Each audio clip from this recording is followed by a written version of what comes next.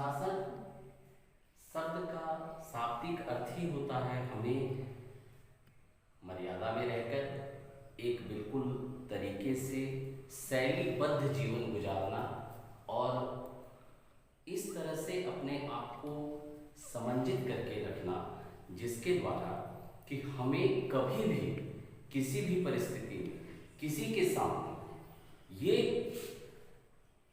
Feeling ना हो, ये एहसास ना हो कि मैंने कुछ गलत किया, कुछ मर्यादा से हटकर काम किया।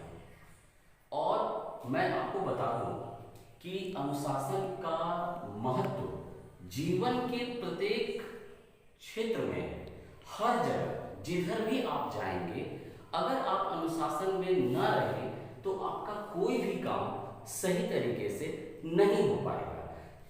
अब हम लोग एक एक एग्जाम्पल देखते हैं, एक उदाहरण देखते हैं। सबसे अहम, अगर अनुशासन की आवश्यकता अगर है, वैसे तो हम ये कह सकते हैं कि जीवन के प्रत्येक क्षेत्र में अनुशासन के द्वारा ही, अनुशासन में रहकर ही हम सफलता के चरम शिखर पर जा सकते हैं। लेकिन विद्यार्थियों के लिए ये एक रामबाण एक तरीके से ये है, क्योंकि अगर आप डिसिप्लिन में हैं, अनुशासन में हैं, तभी आप सबके प्यारे बन सकते हैं। हर कोई आपको पसंद करेंगे और हर कोई आपकी बड़ाई करेंगे और ये कहेंगे कि भाई ये लड़का, ये स्टूडेंट, ये विद्यार्थी, ये छात्र, ये छात्रा, ये अनुशासन में रह करके ये इतना आगे बढ़ा। और आप जान लें, सफलता की चरम स्थिति पर वही जा सकता है, सफलता के शिखर पर वही चढ़ सकता है जिसने कि अनुशासन का पालन अपने जीवन में किया। आप सामान्य रूप से देखें, अगर आप कहीं भी जा रहे हो, या आप बिजली बिल जमा करने जा रहे हो, लाइन में लगे हुए हो, या आप बैंक में खड़े होकर के काम करवाना चाह रहे हो, या किसी अधिकारी के समक्ष खड़े हो, आपकी मर्यादा, आपके अनुशासन को हर जगह काउंट किया जाता है, हर जगह देखा जाता है। आप अगर संयम में रहकर अनुशासन का पालन करते हुए अपने सारे काम को करते हो, तो फिर आपका काम अगर ऐसा हो कि समय की कमी हो और अगला काम नहीं करना चाह रहा हो, लेकिन आपके वो बिहेव को, आपके व्यवहार को वो देखता है और ये उसे लगता है कि नहीं, ये जो आदमी है, ये जो व्यक्ति है, ये बिल्कुल अनुशासित है और अनुशासन में रह करके इसने इतने देर तक प्रतीक्षा की है, तो न चाहते हुए भी वो आपका काम कर देगा। लेकिन आप अगर अनुशासन भंग करेंगे, आप अगर अनुशासन को तोड़ेंगे, चाहे वो विद्यालय हो या मैंने पहले भी कहा कि आप जीवन के किसी भी क्षेत्र में चले जाएं, आपको अनुशासन का पालन करना ही पड़ेगा।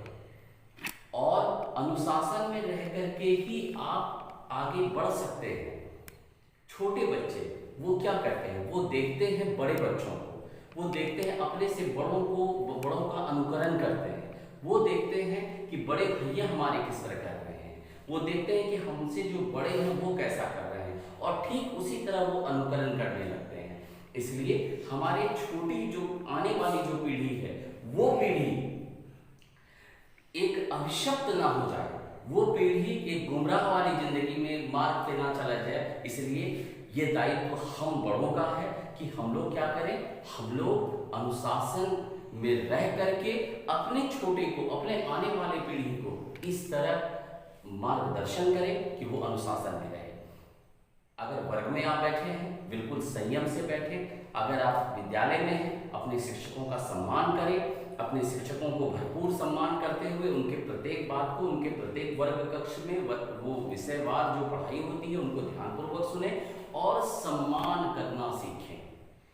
इसकी बहुत कमी हो गई है इन दिनों। जो कुछ ऐसा समय चल रहा है कि आप देख रहे हैं कि बहुत सारी ऐसी नई नई तकनीक, नई नई प्रवृत्तियां आ गई जिसने कि अनुशासन में बहुत सारी कमी लाई। बहुत सारे बच्चे ऐसे हैं जो मार्ग भटक चुके हैं, मार्ग भटक कर वो अनुशासन का पालन नहीं करते हैं और वो अपने से बड़ों का सम्मान नहीं करते हैं, शिक्षकों का सम्मान नहीं करते हैं, या फिर वो कहीं भी जा कर के किसी के साथ दुर्व्यवहार करते हैं। तो आप एक बात अच्छी तरह से जान लें कि अगर आप अनुशासन में नहीं हैं, अगर आप किसी के साथ मिसबिहेव करते हैं, मर्यादा से हटकर काम करते हैं, बदतमीजी करते हैं, तो आप ये अगर समझ रहे हैं कि मेरी बड़ाई हो रही है, हम बहुत आगे बढ़ रहे हैं, मुझे मेरा समाज में नाम हो रहा है, ये आपकी भूल है। क्योंकि दबे जुबान में ही सही, आपके सामने कोई ना कहे, लेकिन आप ये याद रखें कि दुनिया में आपका जब पैरामीटर पर आप आएंगे, जब समाज में, सोसाइटी में आपकी जब आपके बारे में बातें होगी, तो आपके सामने कोई चाहे कुछ ना कह पाए, लेकिन आप याद रखें कि आपके पीठ पीछे जरूर इस बात को कहा जाएगा कि इस व्यक्ति के बारे में आप बात कर रहे हो, ये बिल्कुल अनुशासनहीन है, इसे सभ्यता, संस्कृति, व्यक्तित्व, मनोवृत्ति से कोई लेना देना नहीं है। तो मैं क्यों ऐसा काम करूं जिससे कि समाज में मैं इतना पीछे चले जाऊं। और आप ये देखिए कि अगर आप सही तरीके से काम करेंगे, तो मैंने आपको पहले भी उदाहरण देकर बताया कि जो काम नहीं होने वाला भी होगा, अगर आपके व्यवहार में वो मृदुलता होगी, अगर आपके व्यवहार में वो परिपक्वता होगी, वो ढंग होगा, वो तरीका होगा, तो आप याद रखें कि आपको आगे आने से कोई नहीं रोक सकता। और हम लोग एक हिंदी के शिक्षक होने के नाते हम लोग ये जरूर अपने बच्चों को शिक्षा देते हैं कि प्यारे बच्चों, आप खुद अनुशासित रहो, अनुशासन में रहो, अपने से बड़ों का सम्मान करो, अपने शिक्षकों का भरपूर आदर करो, अपने माता पिता का सम्मान करो, अपने गुरुजनों का आदर करो। क्यों? क्योंकि आज आप जिस मुकाम पर हो, आगे आने वाले समय में आप भी जब बड़े होगे, आपके भी परिवार बनेंगे, आप भी एक पारिवारिक जीवन में प्रवेश करोगे, तो आप शिक्षित रहोगे, आप अनुशासित रहोगे, तब तो आप अपने बच्चे को, आप आने वाली पीढ़ी को आप शिक्षा दोगे। नहीं तो आप गुमराह की ऐसी जिंदगी में, ऐसे बेनाम ऐसे मार्ग पर भटक जाओगे जहां से वापस आना असंभव है।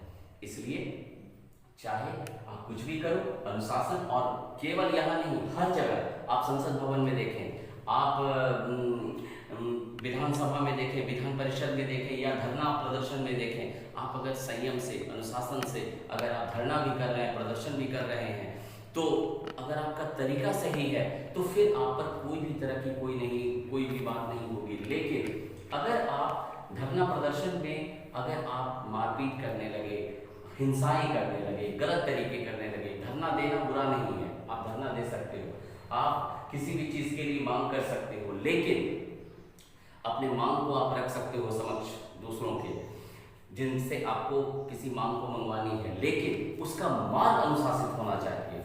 तरीके से आप कहेंगे, आपको कोई भी व्यक्ति दुनिया का, पूरे संसार का ऐसा कुछ भी नहीं है कि आपके साथ वो गलत करेगा। लेकिन अगर आप मार्ग भटक जाएंगे, अगर आपने कोई मांग के लिए आप सड़क पर आए और सड़क पर आकर के आप हिंसा, आगजनी और पत्थरबाजी करने लगे, तो वो तरीका फिर अनुशासन नहीं है।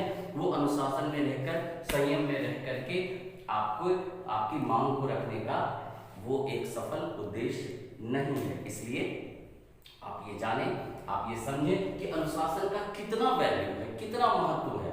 एक केवल हम ये विद्यार्थियों के लिए नहीं कि केवल एक हम शिक्षक हैं और आप विद्यार्थी हो तो केवल आपके लिए ये केवल आपके लिए है, या केवल ये पाठ जो है या ये लेख जो है केवल हमारे लिए, ऐसा नहीं, ये सबके लिए है। जितने भी लोग हैं जो कि आज अपनी दैनिक जिंदगी को गुजार रहे हैं, हर किसी के लिए है। आप देखेंगे आपकी बोली, आपका व्यवहार ही आपकी आइडेंटिटी है। इसलिए कि अगर आपकी बोली सही है, अगर आपका व्यवहार सही है, तो आप जान लें आपको जीवन में कभी असफलता का मुख नहीं देखना पड़ेगा। क्यों? आपकी बोली काउंटेबल है, आपकी बोली की गणना की जाती है, माप की जाती है, उसको लोग सुनते हैं और उसी आधार पर आपकी पृष्ठभूमि तैयार होती है कि आप किस तरह के हो, आपकी मानसिकता कैसी है, आप किस सोच में रहते हो, आपका पारिवारिक जो है पृष्ठभूमि कैसा है।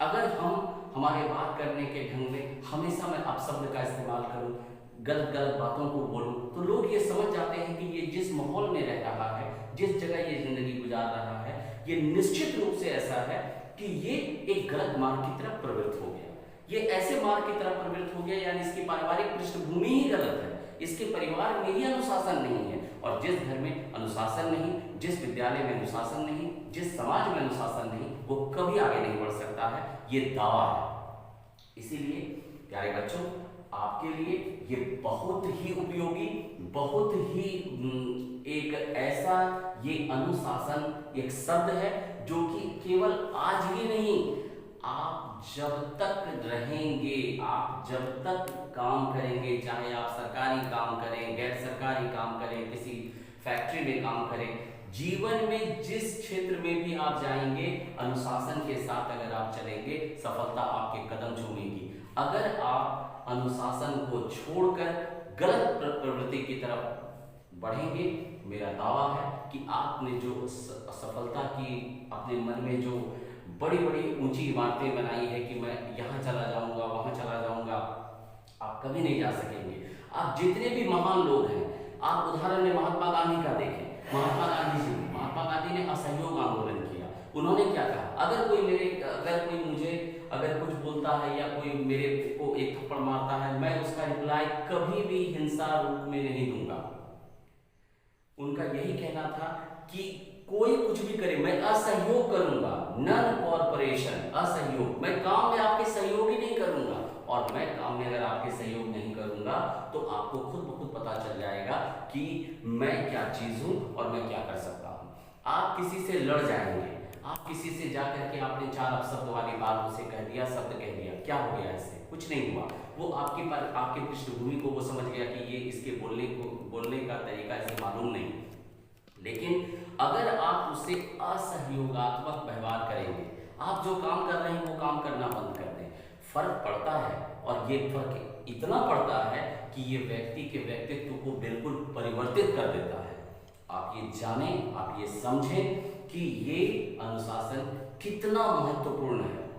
और एक सजग नागरिक होने के नाते, भारतवर्ष के एक सच्चे नागरिक होने के नाते, एक सफल नागरिक होने के नाते हमें भी जीवन में अनुशासन का पालन करना चाहिए। आप देखिए हमारे देश के प्रधानमंत्री, वर्तमान प्रधानमंत्री मोदी जी कितना संयमित जीवन जीते हैं, और अनुशासन कूट कूट कर भरी हुई है। लाखों लोग उन पर आरोप प्रत्यारोप लगाते हैं, चाहे वो सत्ता पक्ष के लोग हो या विपक्ष के लोग हो। आपने कभी देखा है उनको कि वो बिल्कुल अपना आपा खो करके वो मंच पर भाषण दे रहे हैं या किसी भी गलत तरीके का इस्तेमाल कर रहे हैं? वो उस टॉपिक पर, उस विषय पर आते जरूर हैं, लेकिन वो कहते जरूर हैं, लेकिन कहने का तरीका या सलीका ऐसा उनका है जिससे कि किसी भी पक्ष या विपक्ष के लोगों को आघात ना पहुंचे, जिसको ये ना लगे कि ये आज ऐसा इन्होंने मेरे बारे में कह दिया। इसलिए प्यारे बच्चों, आप भी ये जानें कि अनुशासन का कितना महत्व हमारे जीवन में है, और इसी मार्ग पर चल करके आप सफलता की ऊंची सीढ़ी पर पहुंच सकते हो। इसलिए आप खुद भी अनुशासन का पालन करो। अपने घर के छोटे बड़े जितने भी सदस्य हैं उनको भी ये कहो कि आप अनुशासन में रहें, अनुशासित रहें, और अनुशासन में रह करके आप जीवन गुजारें। आप देखेंगे कि जो काम आपका बिगड़ता हुआ है, ये दावा है मेरा कि वो काम आपका जरूर सफल होगा और आप सफलता की ऊंची सीढ़ी पर चढ़ते चले जाएंगे। इन्हीं सारे वाक्यों के साथ ये आज का अनुच्छेद समाप्त होता है। अगली कक्षा में फिर हम लोग अलग अलग विषय के साथ मिलेंगे।